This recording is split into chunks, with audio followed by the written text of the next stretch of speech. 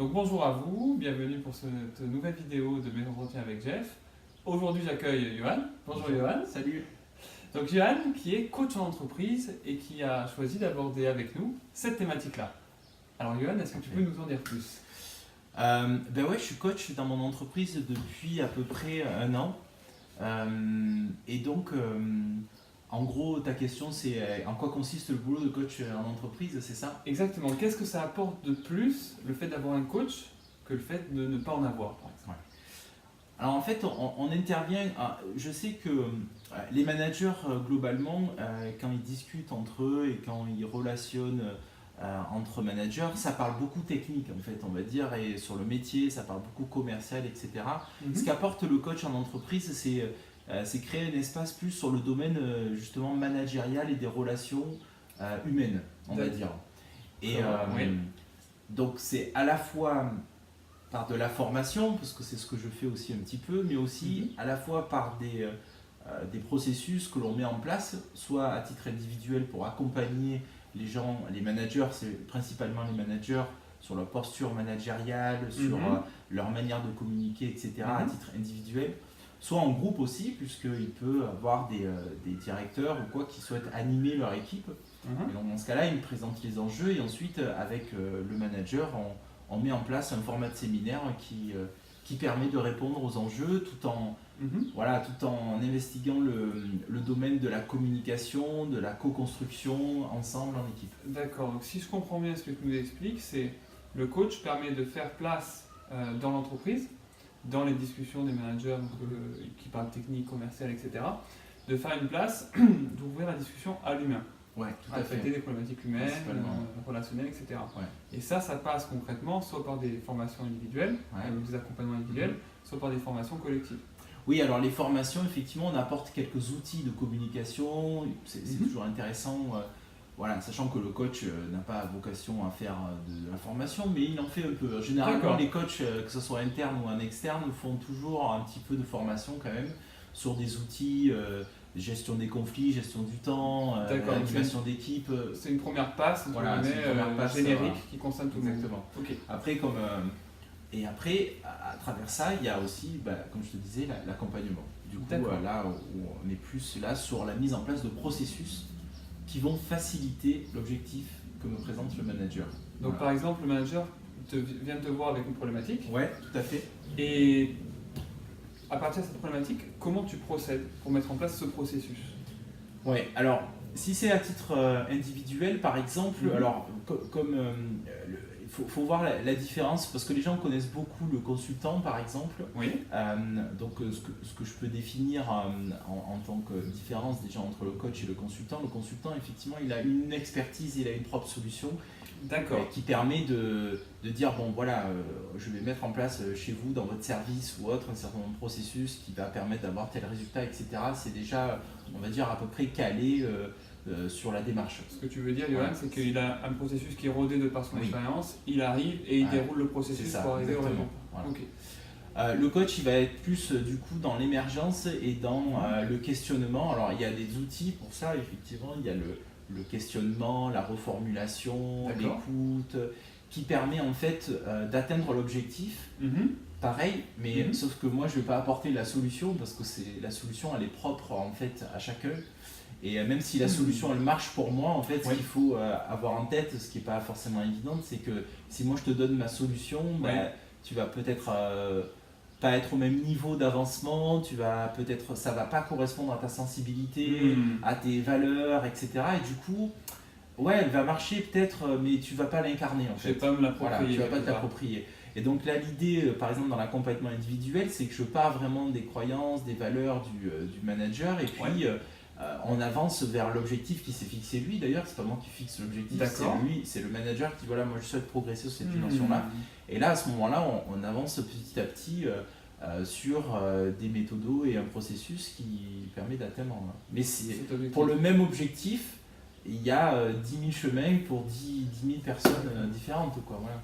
Ce que tu veux dire, Johan, c'est que concrètement, la personne vient te voir avec une problématique.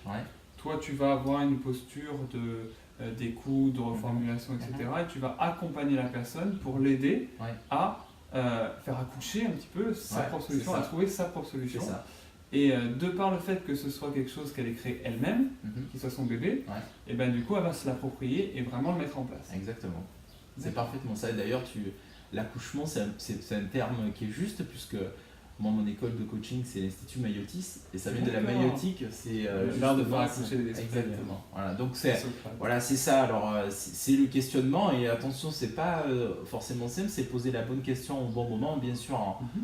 en ayant en tête aussi tout un tas de processus psychologiques et de neurosciences aussi qui se passent. Mais bon, enfin bref, en tout cas, le questionnement, la reformulation, ça vient, c'est un des outils importants du coach. D'accord. Et qu'est-ce qui, selon toi, Johan, fait qu'aujourd'hui, les coachs en entreprise, alors moi, de par mon expérience d'ingénieur de 4 ans, Ouais. c'est pas du tout répandu. De ce Ouais. que j'ai pu voir de mon expérience, est-ce que tu as eu la même impression? Et si oui, pourquoi selon Ouais. toi? Alors, faut juste voir aussi deux choses. Il y a les coachs en entreprise, il y a les coachs internes et externes. Voilà, je sais Alors, pas si tu, voilà. Non, j'ai pas la nuance. Voilà. Donc, Le coach interne, comme moi, je fais partie de l'entreprise et je suis en contrat dans l'entreprise en fait, en tant D'accord. qu'accompagnant interne, et je fais partie de la direction des ressources humaines. Ok. Voilà. Après, les coachs externes, c'est des consultants des coachs qui sont à leur compte et l'entreprise fait appel à eux pour une mission donnée, soit d'accompagnement collectif ou individuel. D'accord, donc c'est un besoin ponctuel. D'organisation, voilà, exactement. Ok. Voilà. Donc moi, je suis coach interne.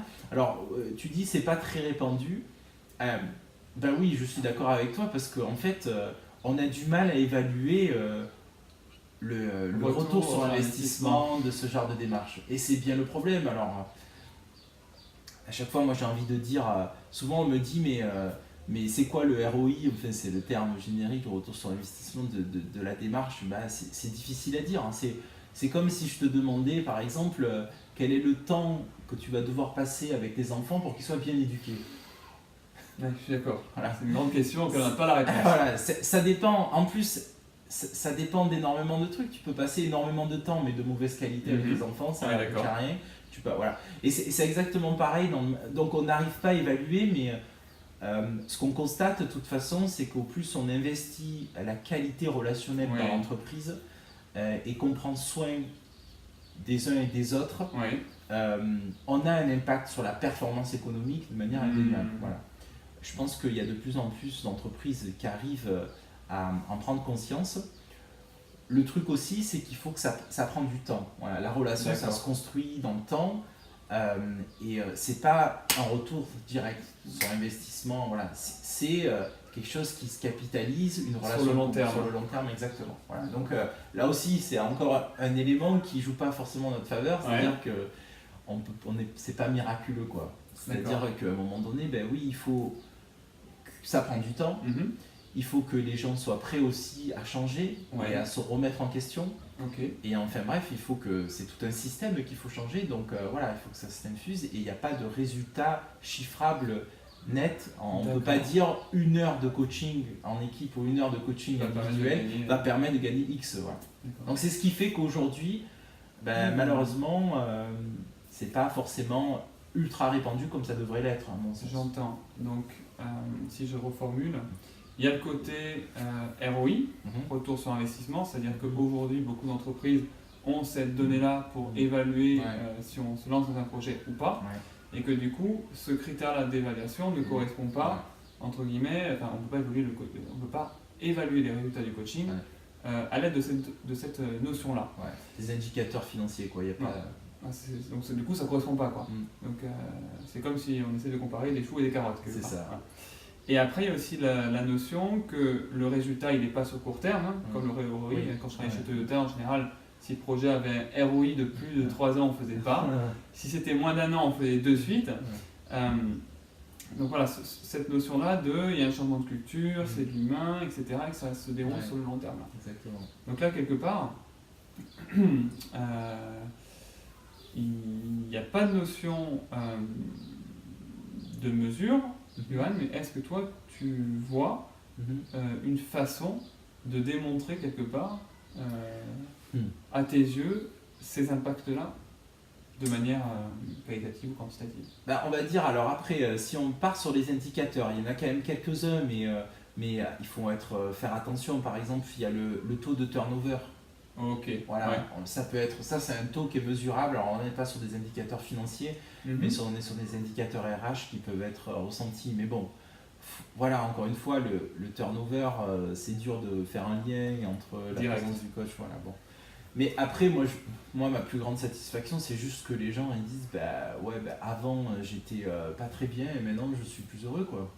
D'accord. Voilà, moi D'accord. les ok. dernières interventions que j'ai fait, c'était en relation avec un gros séminaire entre les assistantes et les managers, Oui. les deux populations complètement différentes, Différentes. qui se comprennent pas souvent. Voilà, les managers considèrent que c'est je caricature, hein, bien Oui. sûr, mais que tout est un dû et qu'il faut forcément répondre à ses besoins, etc. Et puis l'assistante, le manque de reconnaissance.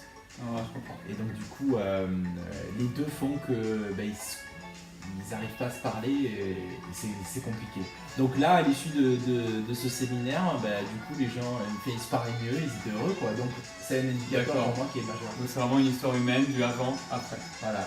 Merci beaucoup, Johan. Derrière, merci Et à puis toi. à très bientôt. Ouais, à très bientôt. Merci à vous. Merci, salut.